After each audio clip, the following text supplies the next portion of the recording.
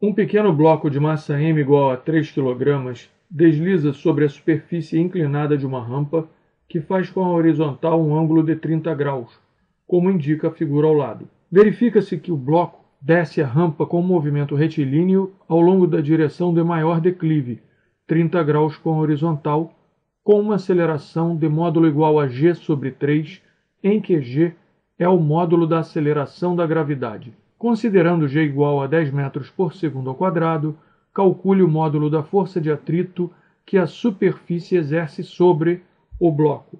Primeiramente, vamos marcar o eixo x e o eixo y. Temos aqui então o plano cartesiano. Vamos agora marcar as forças que atuam sobre o bloco de massa m. Primeiramente, a força peso, que é uma força de direção vertical, sentido para baixo, e é resultado da atração da Terra sobre os corpos que estão em torno dela. No caso, então, chamamos de peso do corpo a força com que esse corpo é atraído para o centro da Terra pela Terra. A outra força que vamos marcar é a força normal N. Ela é chamada de normal, o que é sinônimo de ortogonal ou perpendicular. Isso significa que ela forma 90 graus com o plano inclinado. A terceira força é a força de atrito, Φ.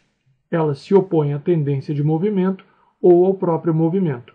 Como o plano está aqui inclinado, como indica o desenho, a tendência de movimento ou o próprio movimento é nesse sentido. No caso desse problema, não há só tendência, há também movimento, inclusive com a aceleração dada, valendo g sobre 3, onde g tem módulo 10. Marcamos aqui o ângulo de inclinação do plano, e esse ângulo é exatamente esse que aqui está. Há como se demonstrar isso? A demonstração é bem fácil. Aqui então vale 30 graus também, por isso pusemos da mesma cor. Sabendo esse ângulo, podemos calcular as projeções do vetor P, tanto na direção y como na direção x. Fazendo então aqui o tracejado, esse ângulo aqui é de 90 graus, fazemos a projeção de P em y, e ela valerá P vezes cosseno de 30 graus. Isso pode ser obtido através de relações trigonométricas nos triângulos retângulos. Aqui, valendo 30, podemos dizer cosseno de 30 graus é igual ao cateto adjacente, que chamamos aqui, por exemplo, de PY, que é a projeção de P na direção Y, sobre a hipotenusa, que é o próprio P. Aqui, como já falei, vale 90 graus, portanto, P é a hipotenusa. Como o cosseno de 30 vale PY sobre P, o PY vale P vezes cosseno 30. É justamente o que escrevemos aqui.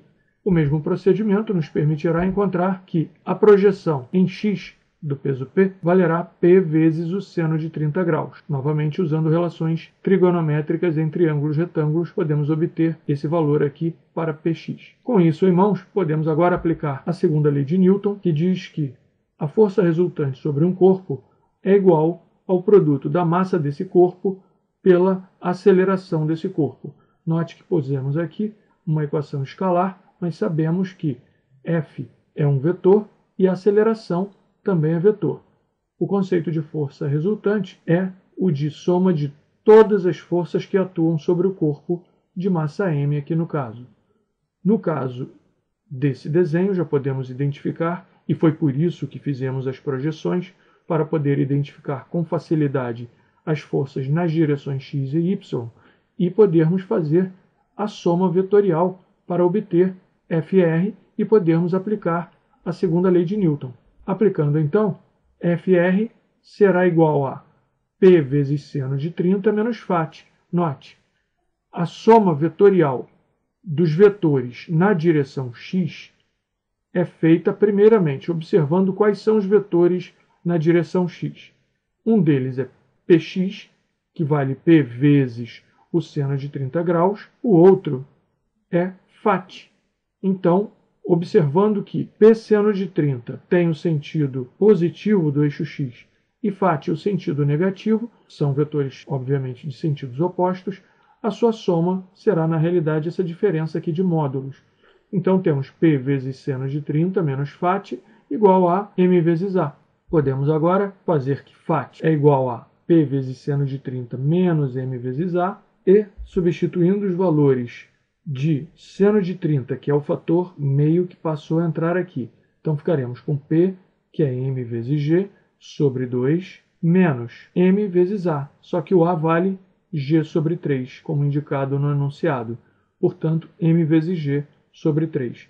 Tirando o MMC aqui, que é 6, multiplicamos aqui por 3 e aqui por 2.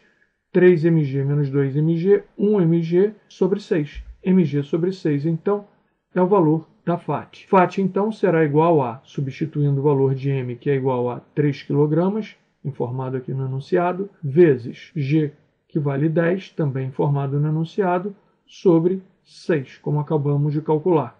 3 vezes 10, 30, sobre 6, 5. 5 newtons, então, questão encerrada.